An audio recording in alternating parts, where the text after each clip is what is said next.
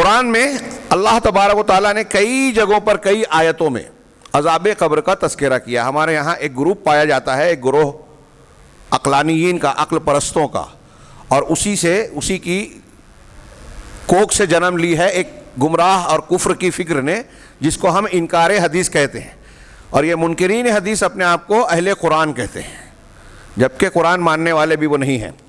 کیونکہ جیسے مثال کے طور پہ ہم بات کرنے جا رہے ہیں عذاب قبر کی, جو ایمان بالآخرہ کا ایک اہم حصہ ہے قرآن حدیث کے مطابق. آخرت پر ہمارے ایمان کا ایک بنیادی ایک اہم حصہ ہے. من مات فقط قامت قیامت ہو, جس کی موت ہو گئی اس کی قیامت واقع ہو گئی. اب وہاں سے اس کا برزخی آخرت کی زندگی اور معاملات شروع ہو گئے.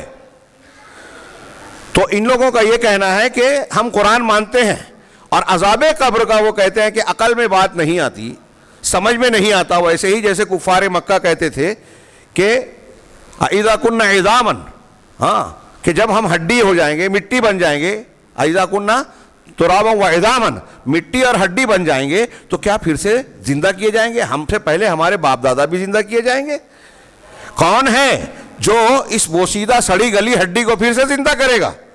اللہ تبارک و تعالیٰ نے قرآن میں کئی مقامات پر اس اعتراض کو نقل کر کے الگ الگ انداز میں جواب دیا کہ اگر تم کو تعجب ہے دوبارہ زندہ کیے جانے پر, تو اس سے زیادہ تعجب تو پہلی مرتبہ زندہ کرنے پر ہونا چاہیے.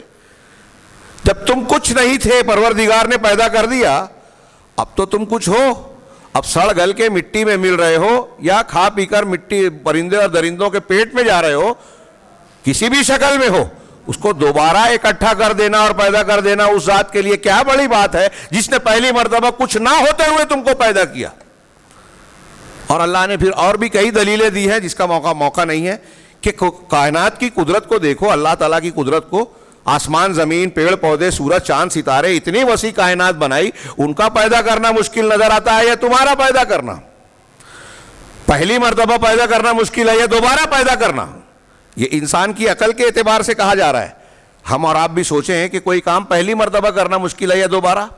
بتائیے. پہلی مرتبہ.